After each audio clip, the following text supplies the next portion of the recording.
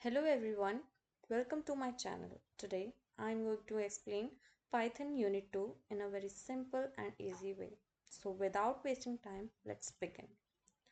In this unit, we study conditional blocks which are if else and elif statements.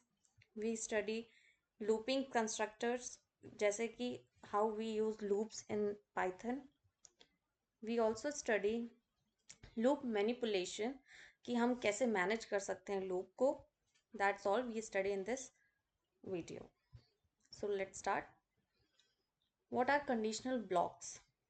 Conditional blocks are used to execute block of code only if a specified condition is true. Conditional block से ही हम समझ रहे हैं कि ये condition की तरह हमारा काम करेगा कि जैसे कि हमारे पास इसमें एक एग्जांपल दिया हुआ है. If score is greater than equal to 70, score बड़ा है या नहीं 70 से, तो हमारा ये एक कंडीशन हो गई. तो वैसे ही ये कंडीशनल ब्लॉक्स होते हैं जो कि इफ स्टेटमेंट होता है, एल्स स्टेटमेंट और एलिफ स्टेटमेंट. ठीक है. पाइथन यूजेस इंडेंटेशन, जो कि मैंने पिछले वीडियो में ही बताया था कि पाइथन में हम इंडेंटेशन को यूज करते हैं ब्लॉक ऑफ कोड को डिफाइन करने के लिए, to define scope of these blocks, कि ब्लॉक्स कहाँ से कहाँ तक है. इसके लिए हम इंडेंटेशन का यूज करते हैं, जो कि मैंने प्रीवियस वीडियो में बताया था. Now what is if statement? If statement execute a block of code if the condition evaluates to true. If statement तभी चलती है जब हमारा जो कंडीशन है वो ट्रू हो जाए. जैसे कि यहाँ पे हमने एक वेरिएबल डिक्लेयर किया है जिसको स्कोर नाम दिया है और उसमें हमने 85 वैल्यू स्टोर कराई है. अब हमने एक कंडीशन लगाई है, if score is greater than और इक्वल टू 70.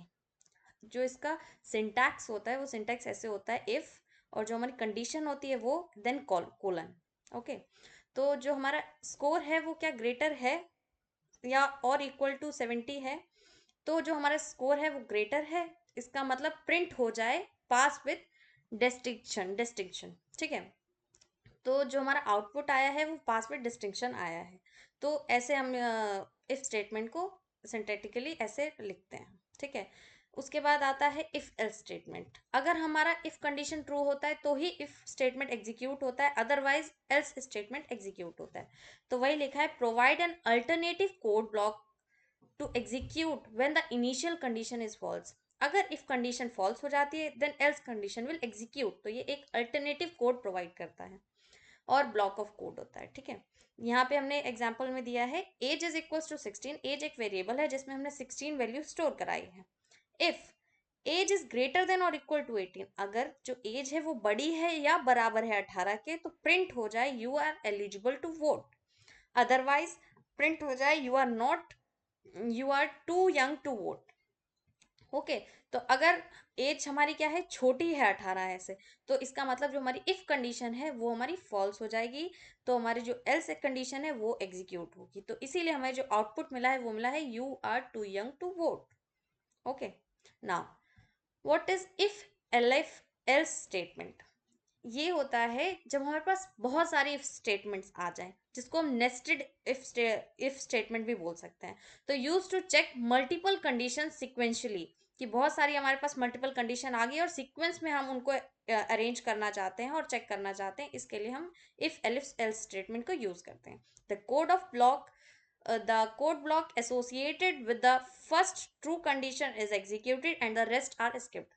इसमें क्या होता है, हम पहली ब्लॉक को चेक करते हैं, अगर वो ट्रू हो जाती है तो बाकी सारे जो ब्लॉक्स होते हैं उनको हम स्किप कर देते हैं. फॉर एग्जाम्पल यहाँ पे दिया है marks is equal to 92. Marks एक वेरिएबल है जिसमें हमने 92 वैल्यू स्टोर कराई है. इफ मार्क्स अगर ग्रेटर देन और इक्वल टू बड़ा होता है 90 से, तो हमारा इफ स्टेटमेंट एग्जीक्यूट होगा और बाकी सारे स्किप हो जाएंगे. अगर इफ हमारा एग्जीक्यूट नहीं होता है, फॉल्स हो जाती है, तो एलएफ कंडीशन ट्रू होगी. अगर ये भी ट्रू नहीं होगी तो एल्स कंडीशन तो एग्जीक्यूट होगी होगी. ठीक है. तो हमारा जो यहाँ पे कंडीशन इफ स्टेटमेंट की ही ट्रू हो जा रही है, इसलिए हमारा जो ग्रेड ए है वो एज अ आउटपुट रिजल्ट हमें मिल रहा है. Okay. Now moving to the looping constructs. What are loops? जैसा कि हम जानते हैं कि जब हमें कोई भी गाना अच्छा लग जाता है तो हम उसको लूप पे सुनते हैं कि बार बार वही चीज़ रिपीट हो. वैसे ही हम यहाँ पे लूप्स का यूज़ करते हैं पाइथन में. Loops are use to execute a block of code repeatedly. हम किसी भी ब्लॉक ऑफ कोड को बार बार एग्जीक्यूट अगर करना चाहें तो हम वहां पे लूप्स यूज कर सकते हैं। जैसे कि अगर मुझे हेलो प्रिंट कराना है तो मैं print hello print hello print hello, मुझे ऐसे कितनी बार लिखना होगा? अगर मुझे 1000 बार लिखना है तो मैं लिख सकती हूँ। 10,000 बार, 10,000 बार तो बहुत ज्यादा होगा, इसीलिए हम वहां पे यूज करते हैं लूप्स का। ठीक है। Simple for loop and range, जो यहाँ पे पाइथन में फॉर लूप का जो सिंटैक्स होता है वो रेंज के साथ लिखा जाता है। तो हम इसमें बात करते हैं कैसे हम इसको डिक्लेयर करते हैं और क्या होता है ये। The for loop is use to iterating over a sequence like a list, tuple और स्ट्रिंग और अदर इटरेबल ऑब्जेक्ट्स। जो फॉर लूप है वो यूज किया जाता है टू इटरेट, मतलब एक एक पोजीशन पे जाके वैल्यूज को सिक्वेंसली उठाना, मतलब उनको यूज करना। The range function is commonly use to generate a sequence, और जो रेंज होता है वो एक सीक्वेंस जनरेट करने के लिए यूज किया जाता है कि पहले 1 आएगा, फिर 2 आएगा, फिर 3 आएगा, लाइक दिस। रेंज कैसे हम डिक्लेयर करते हैं? वो रेंज हम 3 तरीके से डिक्लेयर कर सकते हैं। पहले तो हम स्टॉपिंग कंडीशन बता सकते हैं, generate numbers from 0 up to building not including but not including stop. मतलब जो रेंज है उसमें हम स्टॉपिंग कंडीशन दे देंगे कि यहाँ पे रुकना है, तो वो वहां से वो 0 से इनिशिएट होगा और अप टू कब तक, कहाँ तक जाएगा? स्टॉपिंग कंडीशन तक जाएगा। वैसे ही दूसरा तरीका ये है कि रेंज में हम स्टार्टिंग और स्टॉपिंग कंडीशन दे, लाइक वी डिक्लेयर 0 to 5, तो जो 0 से 4 तक जाएगा मतलब -1 टाइम चलता है। तो generate number from startup to but not including stop, stopping condition को इंक्लूड नहीं करते हैं, उससे एक कम तक जाते हैं। ठीक है। रेंज, ये मैं एग्जांपल में समझाऊंगी कि कैसे ये यूज किया जाता है। जो रेंज है वो तीसरा तरीका उसका ये है कि starting condition, stopping condition and step condition, like कहाँ से स्टार्ट होना है, कहाँ पे खत्म होना है और कितने स्टेप्स लेने हैं। जैसे हम आई प्लस प्लस करते हैं मतलब एक स्टेप हमें आगे बढ़ना है, वैसे I+2 कर देते हैं मतलब हमें 2 स्टेप आगे बढ़ना है, तो वो हम स्टेप यहाँ पे डिक्लेयर कर सकते हैं। तो generate numbers from startup to but not including stop incrementing by step, मतलब बढ़ना कितना है वो स्टेप कंडीशन ये बताएगी। ठीक है। तो उसका एग्जांपल से मैं तीनों को डिक्लेयर करके बताती हूँ कैसे यूज किया जाता है। जो सिंपल रेंज है, अगर हम उसमें स्टॉपिंग कंडीशन की बात करें तो ये स्टार्ट होता है फॉर आई इन रेंज 5। तो मतलब हमने आई स्टॉपिंग कंडीशन दे दी है 5, तो ये जो लूप है वो एग्जीक्यूट होगा 0 to 4, क्योंकि मैंने बताया था 5 but not including stop, stop condition को इंक्लूड नहीं करते हैं, उससे एक कम ही हमेशा चलता है। तो यहाँ पे 0 to 4 हमारा लूप चलेगा, जो आई है वो यहाँ पे प्रिंट होगा, तो वही चीज हमारी यहाँ पे प्रिंट हुई है 0 1 2 3 4, लाइक दिस। अब जो दूसरा रेंज कंडीशन लिखा है वो ऐसे लिखा है कि for J in range start and stop लिया है, जैसे कि यहाँ पे स्टार्ट एंड स्टॉप दिया हुआ है वैसे ही हमने यहाँ पे लिया है स्टार्ट एंड स्टॉप, मतलब 10 से स्टार्ट होकर 19 तक जाएगा। मैंने बताया था कि जो स्टॉपिंग कंडीशन है वो इंक्लूड नहीं की जाती है, उससे कम तक ही चलता है। जो 10 to 19 यहाँ पे लिखा हुआ है, तो हमने प्रिंट किया है यहाँ पे 10 to 19 तक हमारे नंबर्स प्रिंट हो जाएंगे, जो कि यहाँ से 10 से स्टार्ट हुआ है और ये हमारा 19 तक जा रहा है। ठीक है। जो तीसरा तरीका है वो ये है कि for k in range starting condition, stopping condition as well as step condition, कि हमें कितना स्टेप चलना है। तो हमने यहाँ स्टार्ट किया है 10 से और हमको जाना कहाँ तक है? 0 तक, मतलब हम जाएंगे 1 तक। और हमको स्टेप्स कितने लेने हैं? -2, मतलब 10 - 2 it will get, we will get 8, 8 - 2 we will get 6, like this. तो हमने प्रिंट कर दिया है के की वैल्यू को, तो जो के की वैल्यू आई है 10 8 6 4 2, that's all. Okay, now we have for loop using string, list and dictionary। हम for loop का यूज करते हैं string के साथ भी, list के साथ भी और dictionary के साथ भी। तो कैसे यूज करते हैं हम बात करते हैं। Python for loops is ideal for iterating directly over the elements of collections। हम इसके elements of collection के ऊपर भी काम कर सकते हैं। जैसे कि मैं string की बात करती हूँ, string में हम कैसे iterate करते हैं। तो मैसेज एक वेरिएबल ले लिया है जिसमें हमने पाइथन नाम की स्ट्रिंग स्टोर कराई है। स्ट्रिंग को हमेशा कोट्स में लिखा जाता है, मैंने प्रीवियस वीडियो में समझाया था। तो फॉर कैर इन मैसेज, मतलब कैर एक वेरिएबल लिया है, मैसेज हमारा ऑलरेडी वेरिएबल एक डिक्लेयर है जिसमें पाइथन स्टोर्ड है। प्रिंट कर रहे हैं कैर को, तो क्या होगा इसमें, इटरेशन होगा। इटरेशन मतलब एक एक यहाँ पे अल्फाबेट उठाएगा, कैर में जाएगा और कैर प्रिंट कर देगा। तो ये लूप तब तक चलेगा जब तक पूरे सारे एलिमेंट्स पाइथन के प्रिंट नहीं हो जाते। तो पहले ये लूप चला तो पी आया कैर में, पी प्रिंट हो गया, फिर मैसेज से वाई आया कैर में, वाई प्रिंट हो गया, ऐसे ही सारे अल्फाबेट्स प्रिंट हो गए। तो ये हमारा स्ट्रिंग का इटरेशन हो गया। हम लिस्ट की बात करें तो लिस्ट में इटरेशन होता है over elements. List basically also a data type, जिसमें हम, जैसे कि हमने यहाँ पे फ्रूट्स नाम की एक लिस्ट बनाई है, इसको मैं आगे नेक्स्ट वीडियोस में अच्छे से एक्सप्लेन करूंगी, ये मैं एज अ एग्जांपल बता रही हूँ। तो हमने फ्रूट नाम की एक लिस्ट बनाई है, उसमें एप्पल, बनाना और चेरी, ये तीन हमने स्ट्रिंग टाइप्स के एलिमेंट स्टोर कराए हैं। लिस्ट में हम मल्टीपल एलिमेंट स्टोर करा सकते हैं, मैंने प्रीवियस वीडियो में थोड़ा सा ओवरव्यू दिया था इसका। फॉर आइटम इन फ्रूट्स, मतलब फ्रूट्स एक वेरिएबल है जिस जो कि लिस्ट है एक, ओके। लिस्ट में, लिस्ट से एक एक आइटम को लिया जा रहा है यहाँ पे और उसको प्रिंट किया जा रहा है। तो जब हमारा फ्रूट से एक एक आइटम लिया जाएगा, तो जैसे कि पहला आइटम है एप्पल, तो एप्पल आया आइटम में, आइटम ने यहाँ पे प्रिंट हो गया, तो आई लाइक एप्पल। तो ये वैसे यहाँ पे प्रिंट हो गया आई लाइक एप्पल। फिर अगेन ये लूप एग्जीक्यूट होगा और नेक्स्ट जो हमारा फ्रूट है वो है बनाना, बनाना आएगा आइटम में और आइटम हमारा यहाँ पे प्रिंट हो जाएगा आई लाइक बनाना। ऐसे ही हमने आई लाइक चेरी भी प्रिंट किया है। Now I am gonna talk about dictionary. Dictionary में हम क्या करते हैं, मैंने पिछले वीडियो में बताया था कि डिक्शनरी एक डेटा टाइप है जिसमें हम की वैल्यू पेयर्स के हिसाब से इसमें हम अपने डेटा को स्टोर करते हैं। तो यहाँ पे स्टूडेंट नाम की एक डिक्शनरी बनाई है। डिक्शनरी हमेशा करली ब्रेसेस में होती है, जैसे कि हमारा जो लिस्ट है वो हमेशा स्क्वायर ब्रैकेट्स में होता है, वैसे ही हमारा जो डिक्शनरी होती है वो हमेशा करली ब्रेसेस में होती है और की वैल्यू पेयर्स स्टोर करती है। Like this is key and this is value, this is key, this is value, this is key, this is value, okay. तो how we treat in dictionary, for key in student, की एक हमने variable ले लिया, student हमारा already dictionary है, dictionary से हम एक एक की लेंगे और उसको यहाँ पे प्रिंट करेंगे। तो जैसा कि पहली हमने स्टूडेंट से पहली जो की ली है वो नेम है और यहाँ पे हमने नेम प्रिंट करा दिया है, तो हमको पहली जो की मिल गई है वो क्या मिली है, नेम। अगेन ये लूप एग्जीक्यूट होगा और ये कीज को लेगा। यहाँ पे नेक्स्ट की क्या है, एज, तो यहाँ पे जो नेक्स्ट की आई है वो क्या आई है, एज। वैसे ही सेम नेक्स्ट की क्या है, कोर्स, वैसे यहाँ पे हमको कोर्स मिल गया है। समझ में आया। Now we iterate on the values. मैंने की वैल्यूज पेयर बताया, तो हमने पहले कीज को ले लिया है, पूरा इटरेट कर लिया है कीज के ऊपर, अब हम इटरेशन करेंगे वैल्यूज के ऊपर। तो जो वैसे ही सेम हमने वैल्यूज लिया, स्टूडेंट डॉट वैल्यूज हमने यूज किया है कि स्टूडेंट्स में जो वैल्यूज हैं वो हमारी वैल्यू में आए, ठीक है। तो जब हमारी पहली पहली स्टूडेंट डॉट वैल्यू में है एलाइस, तो एलाइस हमारा प्रिंट हो गया यहाँ पे। सेम हमारा 25 एज है जो कि एक 25 वैल्यू है, वो हमारी वैल्यू में आई और यहाँ पे प्रिंट हो गया सेम। वैसे ही वैल्यू एक सी एस है, वो भी यहाँ पे प्रिंट हो गई है। अब हम तीसरा इटरेशन क्या करें कि हमें की वैल्यू दोनों पेयर्स चाहिए। तो जब की वैल्यू बोथ पेयर्स चाहिए तो हम यहाँ पे क्या करेंगे, स्टूडेंट डॉट आइटम्स, कि स्टूडेंट के सारे आइटम्स हमको मिले। तो हम की और वैल्यू, जब स्टूडेंट डॉट आइटम से की आएगा और फिर वैल्यू आएगा और दोनों प्रिंट हो जाएगा यहाँ पे। तो पहला जो है वो नेम की है और एलाइस है, तो ये दोनों आया की और वैल्यू में और फिर आके यहाँ पे ये प्रिंट हो गया। तो जब प्रिंट स्टेटमेंट एग्जीक्यूट हुई तो हमको नेम एलाइस मिल गया। एज इट इज हमारा सेम एज भी प्रिंट हो गया और हमारा कोर्स सी एस भी प्रिंट हो गया। Got it. Now we moving forward to while loop. The while loop execute a block of code as long as condition is true. while loop तब तक execute होता जाता है जब तक condition true रहती है. It is typically used when number of iteration in known beforehand.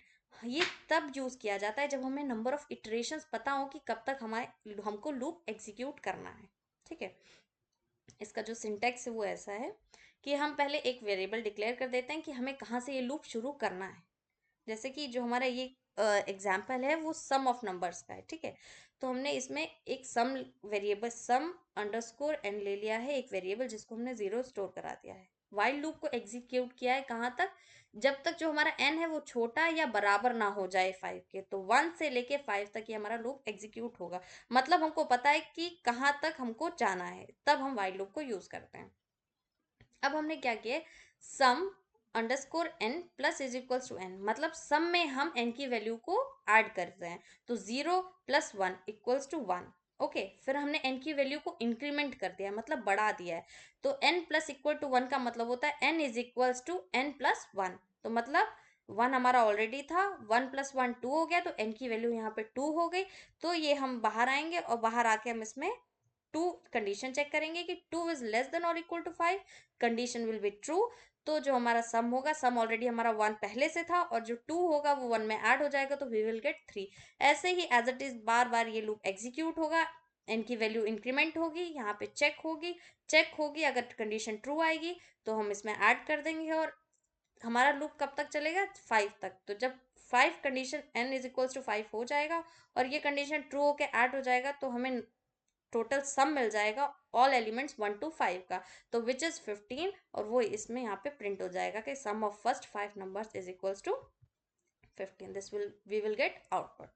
Okay, now we talk about loop manipulation. loop manipulation मतलब लूप के ऊपर हम कैसे लूप को मैनिपुलेट कर सकते हैं, कि हमें कहाँ तक जाना है, कौन सी स्किप करनी है, कंडीशंस, ये सारी। तो these keywords modify the normal flow of loops execution. कुछ ऐसे कीवर्ड्स हैं जो कि मॉडिफाई करते हैं हमारे फ्लो ऑफ लूप एग्जीक्यूशन को। ओके, तो पहला जो कीवर्ड है वो हमारा ब्रेक है। ब्रेक से पता लग रहा है कि हम कंडीशन से बिल्कुल बाहर आ रहे हैं। तो इमीडिएटली टर्मिनेट मतलब हम इमीडिएटली बाहर आ जाते हैं लूप से, द करंट लूप से। फॉर ये दोनों के लिए एप्लीकेबल है, फॉर और वाइल के लिए। And transfers control to the statement immediately following the loop, तुरंत ट्रांसफर कर देता है कंडीशन, जो हमारा statement immediately following the loop, okay, उसको कंट्रोल करता है। एग्जाम्पल है, एक नंबर नाम का हमने लिस्ट बना लिया है। लिस्ट हमेशा स्क्वायर ब्रैकेट में होता है, मैंने पहले भी बताया। उसमें 1 3 5 आइटम्स एलिमेंट स्टोर कर दिए हैं। यहाँ पे हमने एक नम नाम का वेरिएबल बनाया है, यहाँ पे फॉर लूप को एग्जीक्यूट किया है, और जो नंबर से हम एक एक एलिमेंट ले रहे हैं। ओके, तो जब हम एक एलिमेंट, पहला एलिमेंट जैसे कि हमने उठाया 1, तो 1 आ गया हमारा नम में, और 1 मॉड्यूलो 2। मैंने पिछले वीडियो में बताया था कि मॉड्यूलो ऑपरेटर हमेशा रिमाइंडर हमें प्रोवाइड करता है। तो जब हमने 1 मॉड्यूलो 2 किया तो हमको 0 के बराबर, क्या ये 0 के बराबर है, नहीं है, तो हम बाहर आ जाएंगे। देन हमने 3 एग्जीक्यूट किया, क्या ये 0 के बराबर है, नहीं है, तो एग्जिट कर जाएंगे। यहाँ पे ब्रेक स्टेटमेंट यूज हुआ है, अगर ये ट्रू नहीं होती है तो हमको बाहर आ जाना है। ये जो स्टेटमेंट है वो कहाँ पे आके ट्रू होगी, 2 पे आके ट्रू होगी। तो जब 2 पे आके ट्रू, ये कंडीशन हमारी जो ट्रू होगी वो 8 पे आके होगी। तो 1 3 5 are not get, we not divisible by 2, and we does not get remainder 0. so when we जब हम 8 पे आ जाएंगे तो जो 8 मॉड्यूलो 2 होगा वो completely divisible हो जाएगा और हमें रिमाइंडर 0 मिल जाएगा। तो जो हमारा 8 है वो पहला इवन नंबर हमें मिल जाएगा। ये इवन नंबर का प्रोग्राम है पाइथन में। ओके, वैसे ही सारे हमारा, जो हमें फर्स्ट इवन नंबर फाइंड करना था, तो हमें फर्स्ट इवन नंबर मिल गया, and we will break this, we will use break statement and exit from the loop. Another statement और another keyword is continue. Continue क्या होता है, skip करने के लिए होता है। skips the rest of code inside the current loop. जो loop execute हो रहा है उसमें skip करने के लिए हम continue का use करते हैं। iteration को skip कर देता है। immediately proceed to the next iteration. तुरंत वो next iteration पे पहुंच जाता है। जैसे कि हमें 1 to 5 print करना है और हम 3 को skip करना चाहते हैं, तो हम जैसे कि आई अगर हम एक वेरिएबल यूज कर रहे हैं तो आई इज इक्वल्स टू 3 और कंटिन्यू लिख देते, तो वो इटरेशन स्किप हो जाता है और बाकी 1 2 4 5 प्रिंट हो जाता है। मैं इसको इस एग्जांपल के थ्रू समझाती हूँ। डेटा इज इक्वल्स टू, एक यहाँ पे लिस्ट है, 10 - 5 20 - 1 30 फॉर वैल्यू इन डेटा। हमने ये फॉर लूप यूज किया है। वैल्यू अगर छोटी है 0 से तो कंटिन्यू हो जाए, मतलब स्किप हो जाए, अदरवाइज प्रिंट हो जाए। ओके, तो जैसे कि हमारा 10 है, तो 10 क्या है, 0 से बड़ा है ना, तो क्या है, ये इफ कंडीशन फॉल्स हो जाती है, इसके कारण जो हमारा 10 है वो यहाँ पे प्रिंट हो जाता है, जो कि हमारा यहाँ पे लिखा है positive value 10।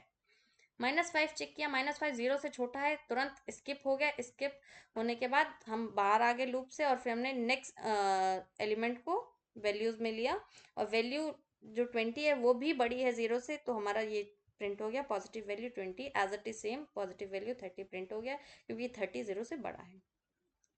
Now moving to pass statement और pass keyword. Pass is null operation. Pass कुछ भी नहीं करता है, बस when it execute nothing happens, it used as a place holder in a block of code where statement is syntactically required. जहाँ पे हमें स्टेटमेंट की ज़रूरत होती है बट हमें कुछ उससे काम नहीं कराना होता है, वहाँ पे हम पास का यूज़ करते हैं। But you do not want any command और कोड टू एग्जीक्यूट, हम कोई भी कमांड या कोड एग्जीक्यूट करना नहीं चाहते हैं, बस हमें सिंथेटिकली रिक्वायरमेंट होती है स्टेटमेंट की, वहाँ पे हम पास का यूज़ कर लेते हैं।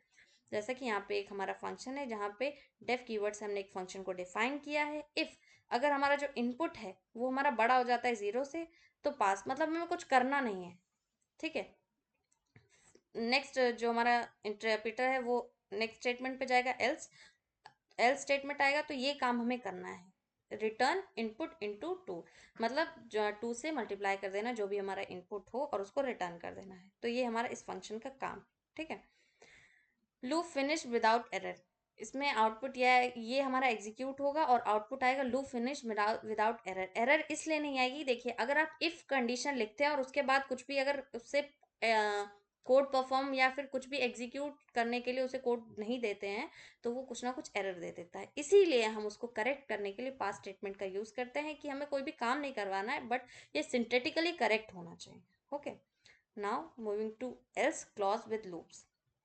एल्स का कैसे यूज करते हैं लूप्स के साथ, both for and while loops के साथ ऑप्शनली है हैव एंड एल्स। देखिए फॉर के साथ आप लगाएं चाहे ना लगाएं ये ऑप्शनल है, या वाइल लूप के साथ लगाएं ना लगाएं ऑप्शनल है एल्स स्टेटमेंट, क्योंकि अगर फॉर ही एग्जीक्यूट हो जाएगा तो एल्स रहे ना रहे वो बात सेम रहती है।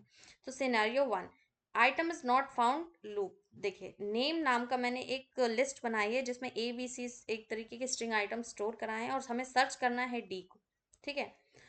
तो फॉर नेम, हमने नेम में एक एक एलिमेंट को ले रहे हैं और चेक कर रहे हैं क्या नेम सर्च नेम के बराबर है। सर्च नेम क्या है, डी, क्या वो डी के बराबर, अगर वो डी के बराबर है तो प्रिंट हो जाए फाउंड, अदरवाइज ब्रेक हो जाए, तो अदरवाइज हम बाहर निकल आए।